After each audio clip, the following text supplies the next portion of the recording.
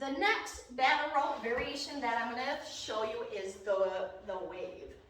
So this is a horizontal movement that I do. I get into the same setup. I get my feet about hip to shoulder width apart. Shoulders are back and down away from the ears. I pull my belly button up towards the back of my spine and make sure I'm bracing. So I'm pulling my abdominals up and in, okay? I'm gonna go ahead and sit my hips back into a semi-squatted position and make sure I have some slack in the line. So if you're not sure, you take a step back, you got all your tension, and then you just take a step forward. That'll give you a pretty good working slack wiggle, okay? Depending on the variation of or type of rope that you have will determine how much it's gonna pull you forward. If it's a pretty light rope, it probably won't pull you forward too much, but you still wanna have a little bit of slack in there.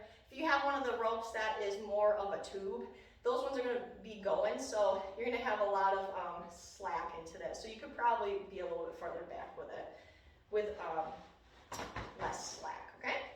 So let's go ahead and go over the waves. So when I talk about that horizontal wave, so I'm gonna go ahead and start off just creating pretty much just waves with my body. So I'm going back and forth. I'm keeping my shoulders pretty relaxed. I'm kind of using more of my obliques here and just working on my stability.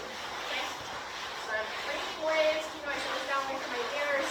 You can go a little bit slower on this one if you do have weighted ones because it will work out pretty good. But if you want to get a little bit faster with it, more dynamic, well, deeper into it, and if you notice I just move a little bit less while I'm making smaller waves. If you want to have it be more in the shoulders, we're just going to use the arms. I like to kind of make a little bit hips so I can work the glutes or the glute knee, which is awesome for working the stability of your hips. So I'm just going side to side, side to side.